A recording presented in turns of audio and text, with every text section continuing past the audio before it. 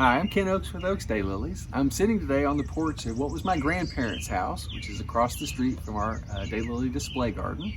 My cousin Kim lives here now with her husband Joel, and they've done a great job landscaping with daylilies around their house. So I was going to take you on a tour of their place today and give you some ideas for how you might want to use daylilies in your landscape. So I'm going to start with this bed they've got in front of their house. What I really like about this one is they've done a great job using different heights of daylilies.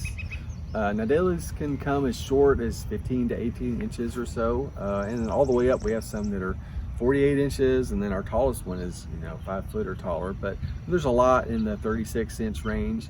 And so they've got like 5 different levels of heights here, starting from down at the front. This burgundy red variety is Pardon Me, and then here this light pink, rosy pink one is Jolene Nicole. And then on up the bright red with a big yellow center, this is Open Hearth. And then the yellow one here, this is the variety English Witch. It's nice bright yellow. Behind it is Chicago Arnie's Choice. And then back behind it is Sparkling Orange, nice bright gold color there. So I like how they've done the different heights of daylilies in this one.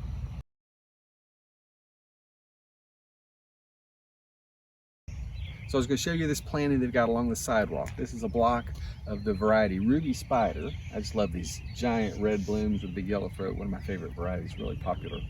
And I also wanted to point out, people ask us quite often, what are good companion plants for daylilies, things that bloom at the same time. So they've got a planting here of Leatrice, and it's a different shape, tall and upright with a nice lavender purple color that blends well with daylilies. So that's one possibility for a companion plant. So a couple things I wanted to mention, this little planting right here. 2 things. Typically when we tell folks how far apart to space your daylilies, we'll say 18 to 24 inches.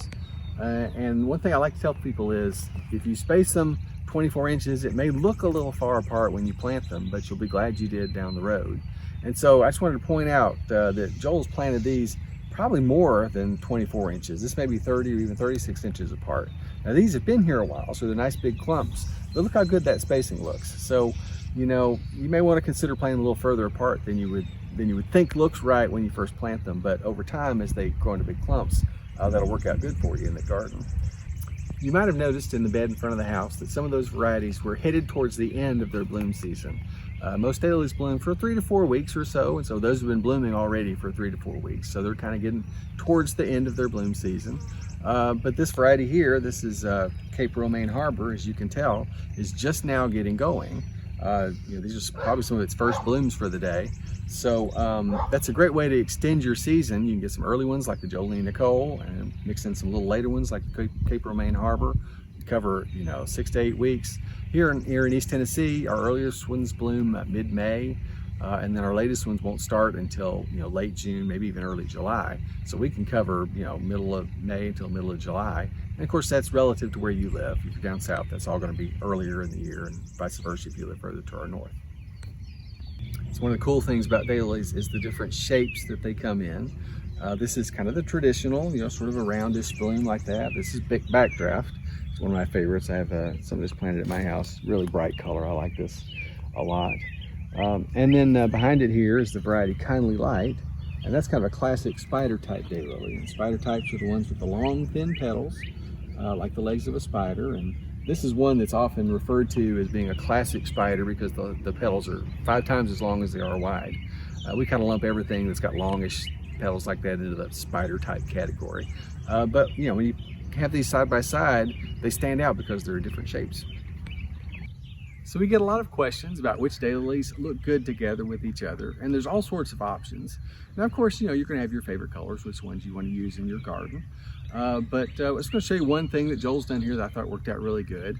A lot of times if you'll combine or pull colors from one variety and another, so like this Cape Romaine Harbor here, see it's got this nice purple center to it, and then he's got it planted next to Chicago Arnie's Choice, which is a lavender, and then right across the walk there is that dark purple, which is Bella Lugosi, and then next to it is a nice bright yellow double. So he's got yellow, purple, lavender all working together here, and that's Ain't I Something is the name of that yellow double there.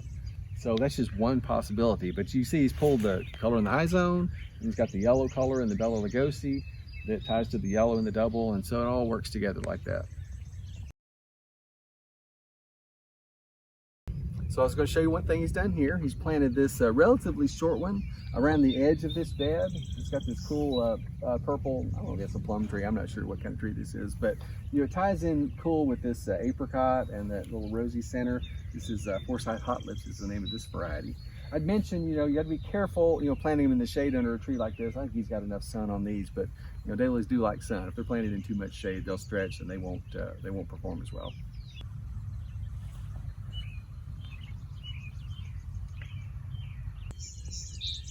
So I was talking about what colors go well together in the garden. There's even a place in your garden for a brown daylily. Now typically you would think brown daylily, yuck, but this actually, it's pretty in its own way. This is the variety Milk Chocolate. It's definitely brown. I like these dark buds it's got on it. So definitely a unique look in the garden, and you can probably tell your friends, you'll be the only one of your friends and family that has a brown daylily in the garden. So back in the 90s, this gazebo here behind me was where we used to hang out in the summer when daylilies were blooming, and customers would come there. And where I'm standing now, all of Joel's yard was full fields of daylilies, and where the corn is and the garden there, and all the way out that direction towards that tree and back up the hill all the way to the trees. This is where we grew most of the daylilies back in the day, here at my grandfather's house. When he passed, and we moved everything across the street and elsewhere. But folks would come and they'd walk around the gardens and pick out what they liked.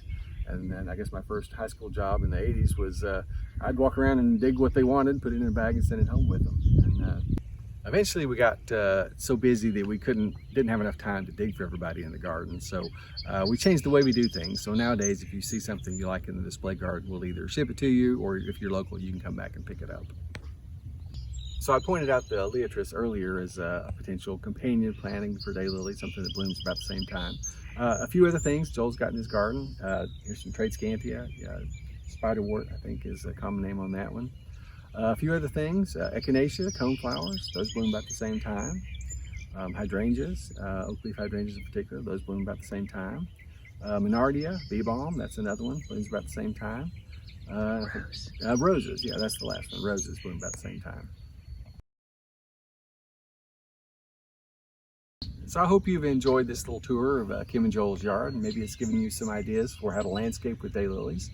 We shot a video on how to, some ideas for landscaping. You might want to check that one out for some more thoughts on that. We've grown daylilies for over 40 years, so we love to talk about all things daylily. If you got any questions or comments, you can put them below, or all of our contact information is on the website. You can reach out to us through that. We'd love to hear from you. So thanks for watching.